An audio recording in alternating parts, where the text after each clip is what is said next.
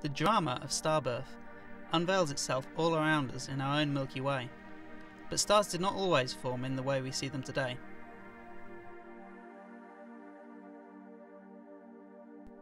A unique and tantalising object was recently found and studied with an array of major X-ray, optical and infrared telescopes, including the NASA ESA Hubble Space Telescope and the Keck telescopes.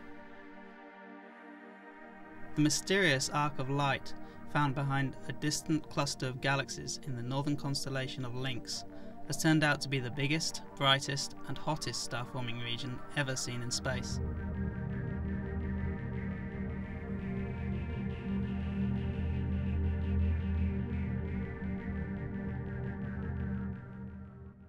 Well, one Friday afternoon I was sitting in the office and a colleague walked in waving a sheet of paper. It turned out that this paper contained a spectrum of a mysterious arc in the Lynx cluster, and nobody had been passed around the members of the team, and nobody could identify what it was, and nobody had any idea how far away it was.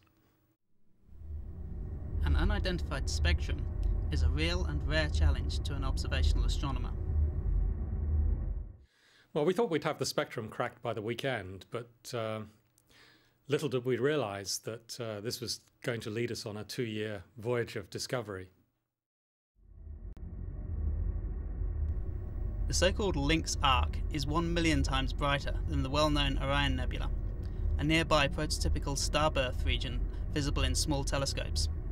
The newly identified megastar cluster contains 1 million blue-white stars that are twice as hot as similar stars in our Milky Way galaxy.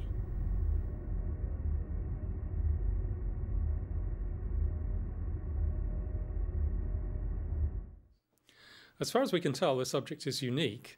Now, there's been a lot of speculation about what these early star formation regions would look like, and indeed people have made theoretical models of them.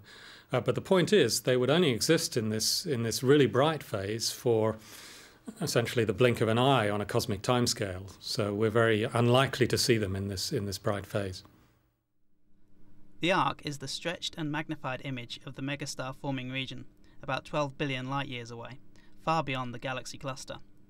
This means that the remote source existed when the universe was less than 2 billion years old. The arc only became visible thanks to the gravitational telescope formed by the cluster of galaxies. The huge mass hidden in the cluster magnifies and bends the light from the Lynx arc behind it. Well, we compared it with things like quasars, active galaxies. We thought it was probably some exotic new kind of object. It was only after some thought and theoretical modeling that we realized that it was most closely related to these star-forming H2 regions that we know about locally, and indeed you can see through small telescopes. It's a stupendous Orion Nebula. The Orion Nebula contains about 4 really bright stars that power it. This nebula contained, we estimated, around 1 million really bright stars. So many, many times brighter than the Orion Nebula. The desire to find and study the first luminous objects in the universe is the main scientific drive behind the construction of the NASA ESA CSA James Webb Space Telescope, scheduled for launch in 2011.